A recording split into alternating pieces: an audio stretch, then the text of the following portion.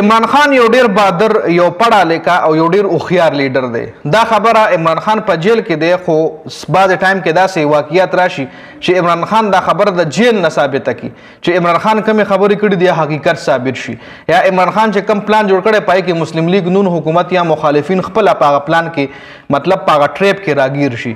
اوس عمران خان سره پرون یو ځل یو بیا د ملاقاتونو روز و چې دغه ملاقاتونه یو ځل بیا عمران خان سره نه دي شوي. د عمران خان خویندې یو ځل بیا په احتجاج باندې د اډیاله جیل مخې ته ناستې وي چې د احتجاج دوران د عمران خان خور علیما خان درې غټې خبرې کړې دي چې په هغې ډیټیل سره خبره کوو.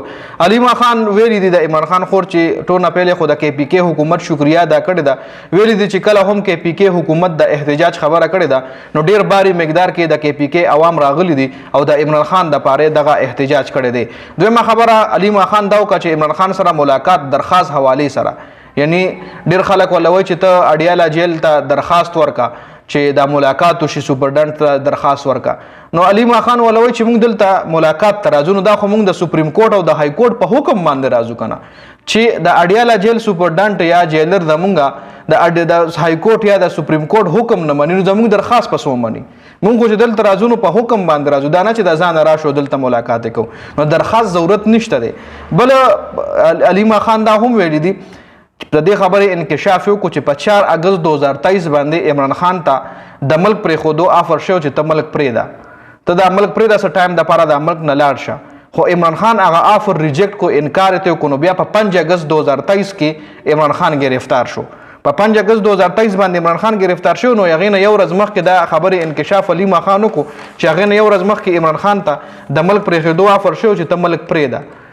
اوس علیما خان دا هم ویلي که چېرې عمران خان ملک پرېښودو کوشش کړی، لکه هغه ویلي چې او سړی د ملک پرېږدمه، نو بیا به دی په ایرپورټ باندې گرفتارولو، دی به ایرپورټ نه گرفتارولو او دا یو اواز به جوړول، یو دا نریټیو به جوړوله چې عمران خان تښتېدو او مونږه په ایرپورټ باندې گرفتار کو.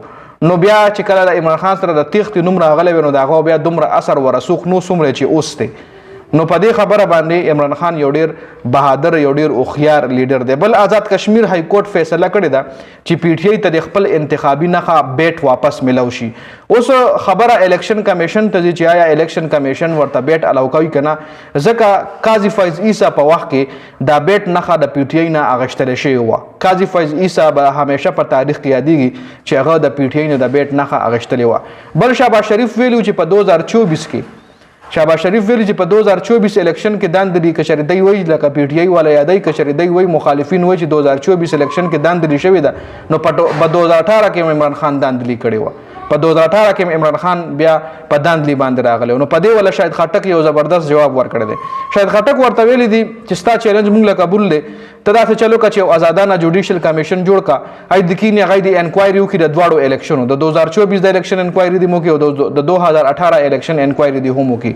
نو پته به ولګي چې کوم جیلي حکومت دی او کوم اصلي حکومت و.